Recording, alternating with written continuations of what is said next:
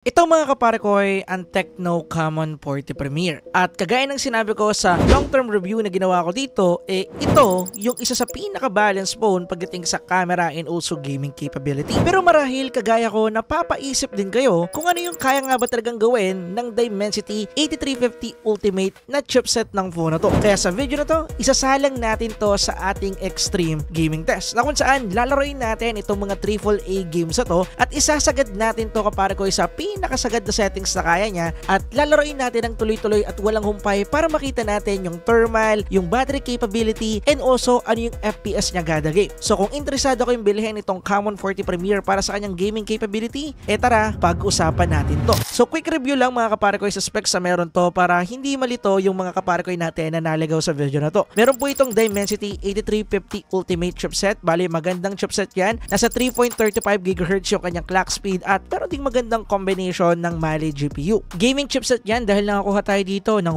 1.2 to 1.3 and 2.2 benchmark score which is ka-level ng ibang mga mid-range phone out there.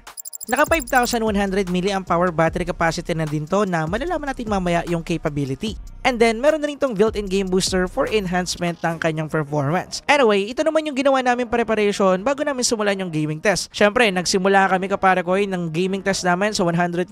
Sinetup din namin sa 75% yung brightness and then 50% naman yung volume and Wi-Fi yung ginamit naming network para sa gaming test na to. Kapag mobile data kasi, nahihirapan kaming kumonek sa FPS meter na ginagamit natin dahil needed ng wireless debugging. Pagdating naman sa room temperature namin, naglalaro ng 30 to 32 degrees Celsius yung aming temperature dahil nagsimula kami ng gaming test namin ng hapon hanggang gabi. And with that said, tara, mag-jump na tayo sa ating extreme gaming test. So, una nating sinalang dito which is one of our favorite AAA game ngayon ay itong Genshin Impact. Bali dito, maglalaro kami ng 1 oras sa Genshin Impact and then hahatiin namin ng 30 minutes yung paglalaro para iset namin yung settings niya sa medium and high. So, una naming sinetup dito, naka-high settings tayo in 30 minutes of gameplay. So, high graphical preset settings and then 60 FPS yung combination natin dito. At pagdating sa naging gameplay natin dito, smooth na smooth yung nakuha natin. Walang ka-problema. Makakapaglaro tayo sa ganitong settings dito sa Genshin Impact dahil nakakuha tayo dito ng max FPS sa 61 FPS and then nakakuha naman tayo ng maintaining FPS na 49 to 51 FPS. Napansin ko nga lang pala na merong mga part na kung saan kapag nagta-transition tayo ng mapa or kaya nagte-teleport tayo sa ibang map, talagang merong konting frame drop na nangyayari kasi nagre-render pa yung map and then kapag marami ding monster, dun din bumababa yung FPS niya sa 33 to 35 FPS pero papitik-pitik lang din naman. Kapag medyo marami lang talagang animation, maraming skill, talagang ginagawa mo na yung combination ng mga heroes mo. Ito kasing lineup namin is sa editor kong account. Bale, alam niya na yung combination dito. So, kapag ginagawa niya yung setup niya or yung lineup niya ng mga skills, dun lang nagkakaroon ng medyo konting pagbaba. At least nasa 33 to 35 FPS. Pero papitik-pitik lang naman. So, bumabalik din naman agad sa kanya maintaining FPS. Basta in overall, ipaglalaro kayo sa Genshin Impact ng high graphic settings and then 60 FPS, walang problema, playable na playable. And after ng 30 minutes sa paglalaro mga kapare ko, medyo nakakuha tayo dito ng mataas sa temperature. Dahil nakakuha tayo dito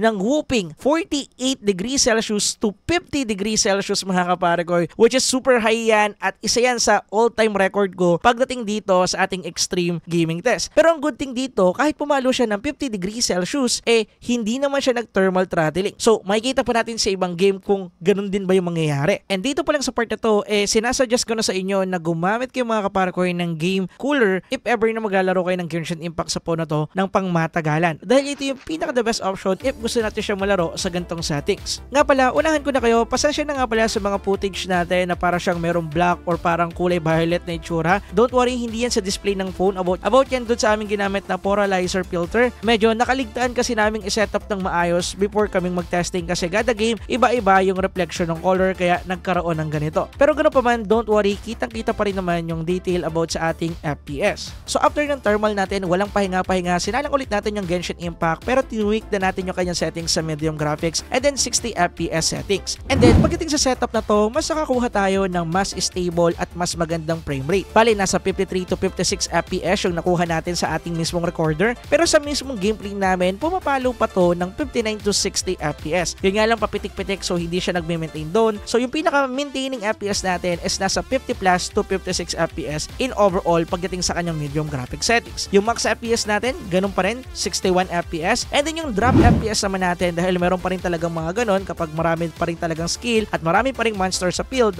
as in maraming nare-render sa mismong screen natin, nakakuha tayo ng 49 to 50 FPS pagdating sa drop na to. So dito, goods naman yung nakakuha natin, so playable na playable siya pagdating sa medium graphics. And then after ng 30 minutes of gameplay, nakakuha tayo dito ng 45 to 47 degree Celsius. Mataas pa rin and pretty alarming yung nakuha nating temperature dyan, but mas mababa siya unlike kanina nung nakaset tayo sa high. Anyway, walang pahinga-pahinga again. Next naman nating sinaling dito is itong solo leveling. Same format lang din, 1 hour nating lalaroin and then hahatiin natin sa dalawang part. So sa unang part, yung first 30 minutes sinet up namin siya sa high graphics settings and then naka-max out na lahat ng iba pang settings and then 60 FPS combo. So pagdating sa naging gameplay natin dito, smooth lang din at playable na playable. Yung nakuha nating max FPS dito is 61 FPS and then yung maintaining FPS naman natin is naglalaro ng 45 to 47 FPS based sa FPS reader natin. Pero nung nag-check kami ng footage, nakita ko na nag-i-stay siya sa 50 plus FPS, pumapalo ng 55, pumapalo ng 56, ganyan. Pero bumababa din siya ng 45 to 47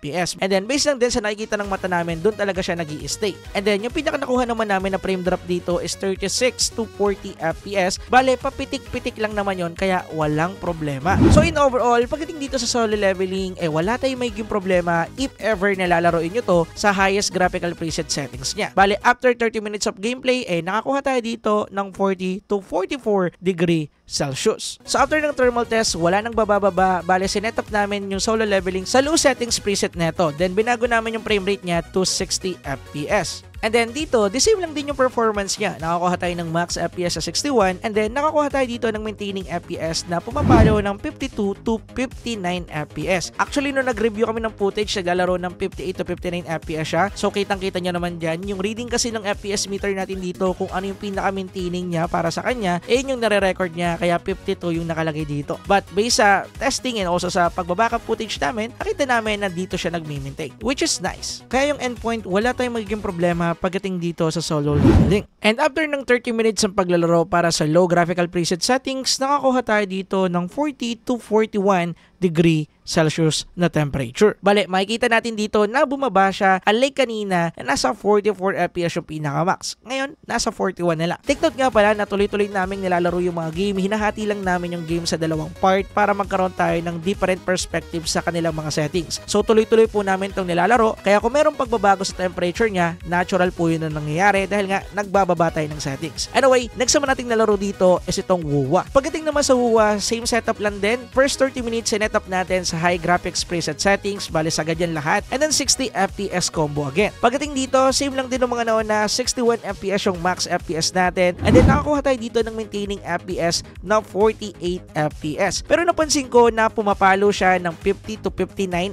FPS, papitik-pitik lang, bale bumabalik din agad siya sa maintaining niya which is 48, pero most likely kapag walang masyado nangyayari, umaangat siya ng 50 to 59 FPS. And then kapag meron ng mga monster, maraming labanan, bumababa siya ng 48 and then 39 FPS. Bali, yung pinaka-drop na nakita namin dito is 36 to 39 pero papitik-pitik lang at bumabalik siya sa 40 plus FPS niya. So the same nung mga naon ng heavy games kanina, playable po siya sa high graphical preset settings. So after 30 minutes of gameplay, nakakuha tayo dito ng 41 to 43 degree Celsius lang. So after nyan, sinetup naman namin sa lowest graphical preset settings and then 60 FPS combo naman itong WUWA. And then dito, mas nakakuha tayo ng mas stable at mas magandang gameplay dito. Nakakuha tayo ng 61 FPS as max FPS and then nakakuha tayo dito ng maintaining 50 to 52 FPS pero nung nag-check kami ng footage, pumapalo siya ng 50 to 59 FPS din. Bale, nag-maintain siya doon kapag walang masyado nangyari and then kapag meron ng laban, meron ng skill animation at kung ano-ano pa, bumabalik din siya sa 52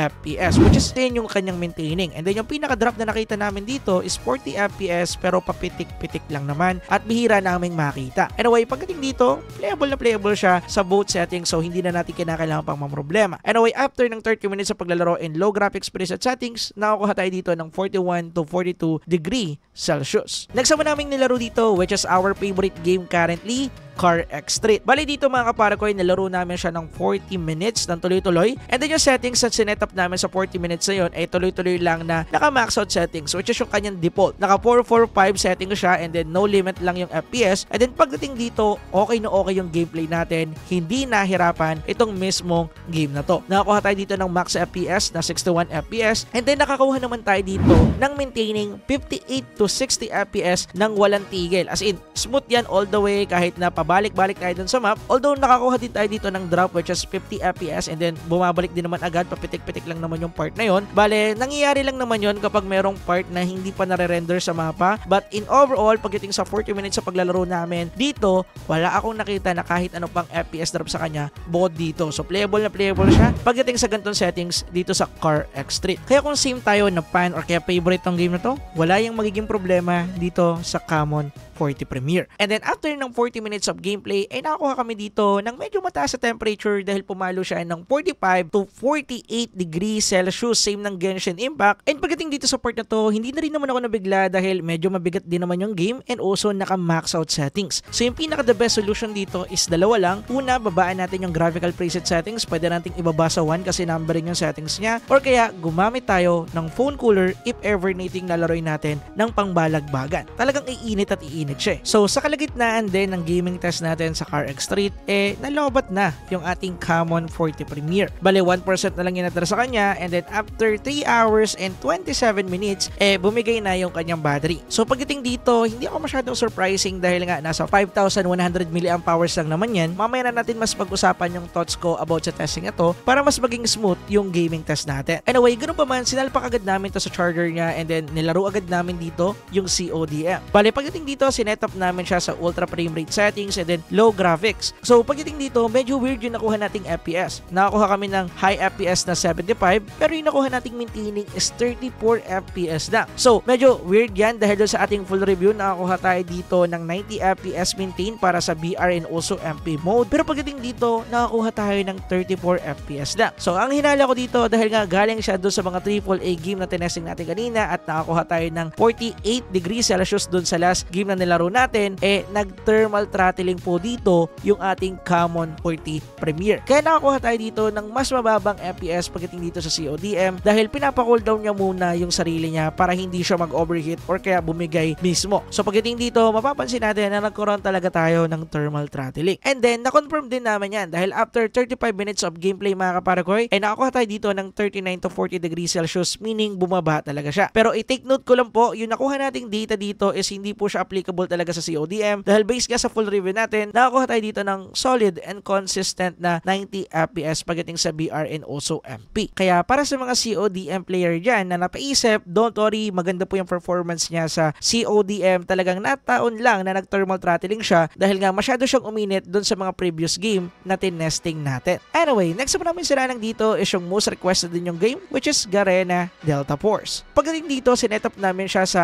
FPS priority, bale naka ultimate frame rate settings tayo dito and then yung graphics is sinetup namin sa exquisite graphics. Pagdating dito mga kaparakoy, okay na okay yung naging gameplay natin. Meron tayong max FPS na 61 FPS and then nakakuha naman tayo dito ng maintaining FPS na 52 to 60 FPS. Nakailang round din kami ng paglalaro dito dahil inabot ng 40 minutes yung gameplay namin at pagdating doon, ganun pa rin yung nakuha natin. Maintain lang na 52 to 60 FPS, walang kahirap-hirap, maintain na maintain. Pero may mga frame drop din kami nakita doon sa loob ng 40 minutes na yun kapag medyo marami-rami na yung tao or marami-rami na yung players sa mismong field, as in sa screen mo, napakadami nyo ng mga soldiers doon and then nagbabari lang kayo or anything or meron ng mga explosion, medyo bumababa siya ng 50 FPS pero don't worry, hindi nyo yan mapapansin. Reasonable lang yung pagbaba niya dyan. So papitik-pitik lang naman yung part na yan kaya bumabalik din agad siya sa kanyang maintaining FPS. And then after ng 40 minutes of gameplay dito sa Delta Force, nakakuha tayo dyan ng 39 to 40 degree Celsius lang. Next naman natin sinalang dito and most likely isa sa pinaka-optimized na game ngayon, PUBG Mobile. Bale dito mga kapare ko, sinetup natin siya sa FPS priority ulit which is yung pinakasagad niya, extreme plus frame rate settings and then yung ating graphics is smooth lang dahil yan yung condition para ma-unlock natin yung extreme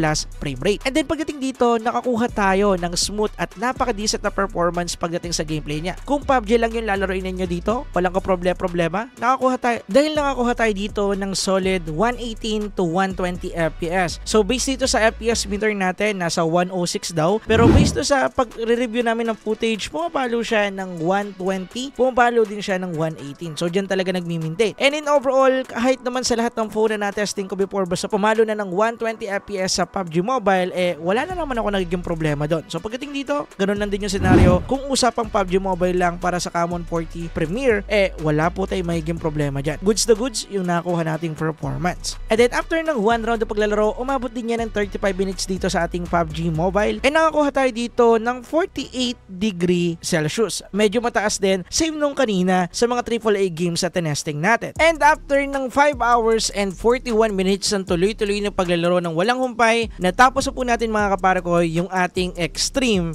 gaming test. Ngayon, ito yung conclusion at yung mga dapat ninyong tandaan pagdating dito sa Common 40 Premier. Unang kinakailangan nyong tandaan, pagdating sa gaming capability neto, talagang nandun siya. Nasa gaming level siya na pwede talaga nating malaro halos lahat ng mga AAA games na tinesting natin dito. Kitang-kita nyo naman, kinakailangan lang natin mag-tweak ng settings sa ibang game para mas ma-maximize natin yung FPS, mas magkaroon tayo ng magandang performance in overall. So pagdating dito sa ating Common 40 Premier, kung usapang gaming lang, wala tayong magiging problema dyan. But pagdating sa thermal, kitang-kita naman natin talaga na talagang umiinit itong device na to. Actually, dun pa lang sa full review and also sa mga common testing, dahil nga gumawa ko dito ng long-term review, napansin ko na talaga na umiinit siya. Pero kagaya din ng sinabi ko sa long-term review, hindi siya feel na mainit dahil nga naka-plastic back and plastic frame po ito. So kapag hinahawakan natin siya, hindi ganun kainit yung feeling, pero ramdam mo na medyo nag-warm yung phone. Bale, kung meron talaga tayong thermometer, dun talaga natin makikita kapare ko yung temperature niya. At kagaya ng pinakita ko sa inyo, nakita natin na talagang umaabot siya ng 50°C. Pero don't worry, kung gusto nyo pa rin naman maglaro dito at nakabili na kayo, kaya ito talaga yung gusto nyo bilhin, wala namang problema, bilhin na lang din tayo ng phone cooler dahil for sure magiging effective siya pagdating dito, lalo na kung maglalaro tayo ng pangbalagbagan. So kung pang matagalan yan, no problem, phone cooler lang po yung kinakailangan natin gamitin or kaya mag-adjust ng graphic settings sa game. Pagdating naman sa battery capability nito, actually hindi na ako nabigla dahil nasa 5,100 mAh lang to. Nasanay na kasi tayo dun sa mga phone na na-testing natin na nasa 6,000 plus yung kanilang battery, kaya nakakaabot sila ng 4 hours plus pagdating sa ating extreme gaming test. Pero pagdating dito sa Common 40 Premier, iba yung scenario dahil nga nasa 5,100 lang to. So masasabi ko na pretty common or mediocre yung performance niya pagdating sa kanyang battery part. So in overall, para sa akin, masasabi ko na best choice pa rin talaga itong Common 40 Premier if naghahanap ka ng phone na merong balanced performance pagdating sa gaming and also sa kanyang camera. Oo, nakikita nating umiinit yung phone, pero yun nga, phone cooler talaga yung need natin pagdating dito. And actually, hindi din naman talaga build tong phone na to for gaming, but kagaya ng sinabi and also suggestion ko, if naghahanap talaga kayo ng phone na more on balance segment or more on balance part, isa to sa pinaka best recommendation ko if naghahanap kayo niyan ngayon. Pero kung naghahanap kayo ng phone na pure on gaming lang talaga, as in pang gaming lang, pwede nyong piliin yung ibang mga brands kagaya ng Poco X7 Pro, Poco F6 and also Common 30 Pro. Yan, malalupit pa yan at magaganda rin yung performance sila. Pwede nyong i-check. Anyway, dito ko natatapusin yung video. If meron kayong suggestion or kaya gustong idagdag sa video na to, comment nyo lang sa baba. And para naman sa mga Common 40 Premier user dyan, iwan din kayo ng feedback na nyo dyan sa ibaba para mas mapag-usapan natin. Anyway, this is your boy para kay Steven Tips. Peace out. Let's go.